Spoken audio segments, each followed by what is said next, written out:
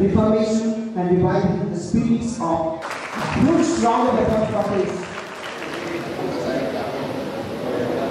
So first I would like to thank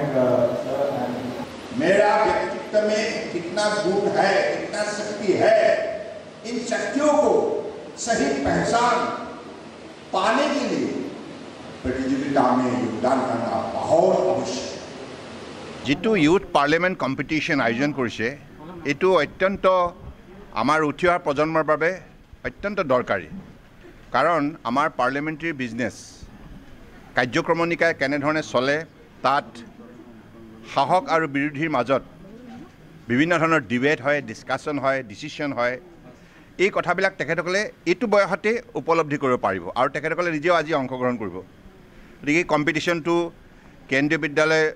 প্ৰতিষ্ঠানে এইটো আয়োজন কৰাৰ বাবে মই তেখেতসকলক ধন্যবাদ দিছোঁ তিনচুকীয়া ৰিজনৰ আজি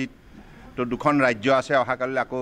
আৰু ৰাজ্য সংযোজন হ'ব আজি নাগালেণ্ড আৰু অৰুণাচলৰ বিদ্যাৰ্থীয়ে বা ছাত্ৰ ছাত্ৰীসকলে এই কম্পিটিশনত অংশগ্ৰহণ কৰিব আৰু দেশৰ বিভিন্ন বিষয়বস্তুৰ ওপৰত তেখেতসকলে আলোচনাত অংশগ্ৰহণ কৰিব ক্লাইমেট চেঞ্জৰ পৰা আৰম্ভ কৰি স্কিল ডেভেলপমেণ্ট আৰু ষ্টুডেণ্ট ৱেলফেয়াৰ আৰু ভৱিষ্যতৰ যিবিলাক ষ্টুডেণ্টৰ কাৰণে স্কিম লোৱা হৈছে সকলোবিলাক কথা তেখেতসকলে পাতিব আৰু দেশৰ বিভিন্ন ধৰণৰ পৰিস্থিতিৰ সন্দৰ্ভত তেখেতসকলে আলোচনা কৰিব গতিকে মই শুভেচ্ছা জনাইছোঁ আৰু সেইকাৰণে মই আহিলোঁ যে ছাত্ৰ ছাত্ৰীসকলৰ সৈতেও বাৰ্তালাপ কৰোঁ আৰু আপোনালোকে দেখিলে মঞ্চলৈ মই মাতি আনিলোঁ দুইখন ৰাজ্যৰ অৰুণাচল আৰু নাগালেণ্ডৰ দুগৰাকী ছাত্ৰ ছাত্ৰী আহিল আৰু তেখেতসকলেও খুব নিৰ্ভীকভাৱে কথাখিনি মঞ্চত কৈ গ'ল গতিকে আত্মবিশ্বাস বৃদ্ধি কৰাৰ বাবে অধ্যয়নৰ প্ৰয়োজন শৃংখলাবদ্ধতাৰ প্ৰয়োজন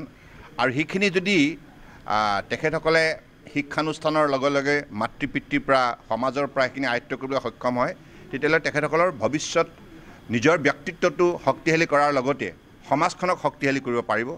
আৰু যেহেতুকে তেখেতসকলে আমাৰ ভৱিষ্যত দেশৰ আৰু মই সেইকাৰণে তেখেতসকলক আহ্বান জনাইছোঁ যে অহা 25 বছৰৰ ভিতৰত ভাৰতবৰ্ষই বিশ্বৰ এখন আটাইতকৈ শক্তিশালী উন্নত ৰাষ্ট্ৰ হ'ব লাগিব আত্মনিৰ্ভৰ ভাৰত গঢ় দিব লাগিব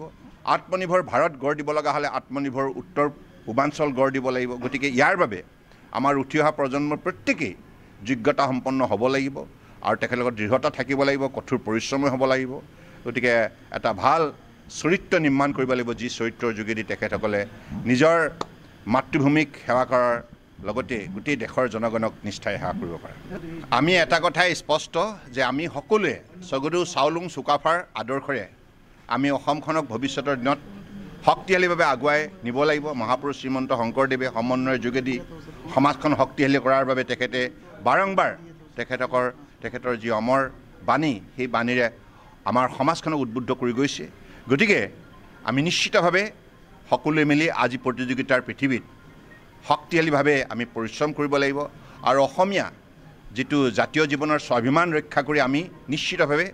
ৰাজ্যখনক আগুৱাই নিব লাগিব